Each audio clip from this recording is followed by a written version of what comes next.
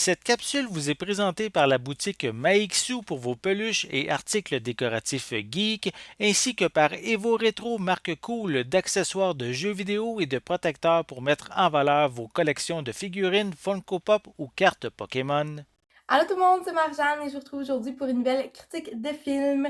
Il s'agit d'une comédie romantique que j'ai pu voir hier soir de chez moi. C'est un film qui sort ce vendredi en salle. Ça s'appelle Marie-moi et ça met en vedette Jennifer Lopez ainsi qu'Owen Wilson. Mais avant de vous donner mon avis franc sur cette comédie romantique, je vais vous lire le synopsis pour que vous puissiez savoir ça parle de quoi à peu près l'histoire.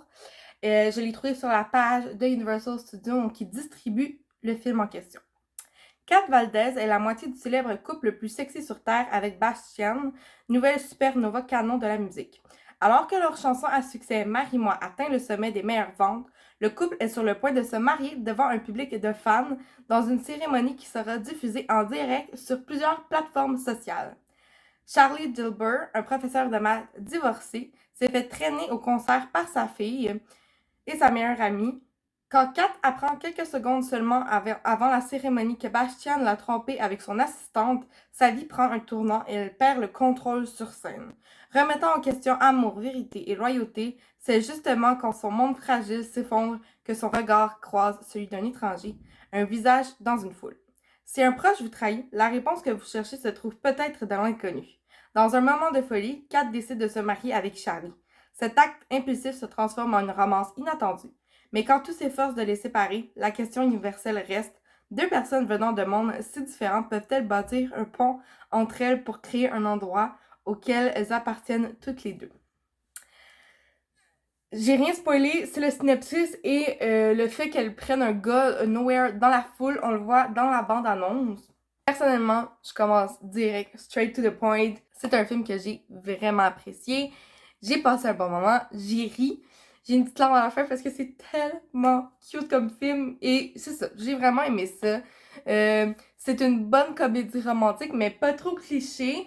Et j'ai trouvé que ça faisait différent de ce qu'on a l'habitude de voir. J'ai trouvé qu'il y avait de la nouveauté.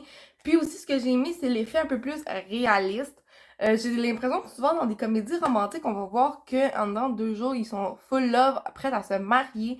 Là-dedans, on emmène le côté réaliste que c'est bien beau que tu choisisses quelqu'un dans la foule puis tu te dises ok, c'est bon, je te marie. Ça veut pas dire que 2 jours après, la chimie va marcher, que vous vous connaissez pas du tout, vous savez pas le style de vie de l'autre. L'homme en question, qui est un prof de maths justement, se fait embarquer dans un monde qu'il connaît pas du tout. Il sait même pas c'est qui cette fille-là. Il connaît pas la fame, les réseaux sociaux, c'est pas pour lui. Donc, c'est un beau mélange de monde. Personnellement, je vois un peu de Gossip Girl là-dedans quand que Dan et Serena se mettent ensemble puis qu'on sûrement on parle de ouais mais moi je suis pas faite pour ce monde-là puis c'est de juste s'y habituer, se mettre dedans et prendre ses marques. Donc j'ai vraiment aimé ça. Je pense que ça peut plaire à beaucoup de monde. C'est vraiment un film de Saint-Valentin, c'est parfait. Si vous cherchez justement quelque chose à aller voir en salle, cette journée-là qui fête l'amour et l'amitié, je vous conseille fortement d'aller le voir. C'est vraiment une comédie, vous allez rire, puis c'est léger comme film, ça fait du bien. J'ai l'impression que dernièrement, il y a eu beaucoup de gros films plus lourds, plus intenses. Ça, c'est léger. Mettez votre cerveau sur off. Profitez, amusez-vous, c'est ça l'important. Les acteurs sont super bons. J'aimerais ça mentionner aussi le fait que Jennifer Lopez, j'apprécie que ce soit Wayne Shutters, mais qui sache faire de l'acting.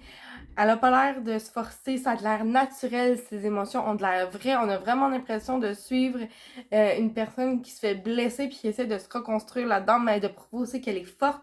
J'ai vraiment trouvé ça très naturel de sa part. Owen Wilson, je pense pas qu'il y ait rien à prouver. Très bon acteur. C'est tout ce que j'ai à dire sur lui.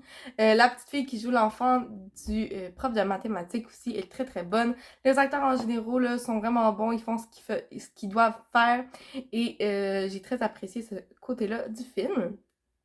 Je vais finir avec la soundtrack que j'ai pu vérifier se retrouve sur Spotify.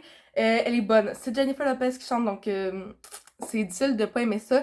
C'est enivrant, ça me donne le goût de bouger, de danser et c'est ça, de profiter tout simplement.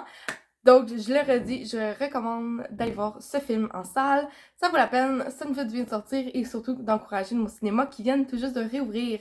Alors là-dessus, ben, je vais vous dire à la prochaine pour une autre critique. Passez une excellente journée. Bye!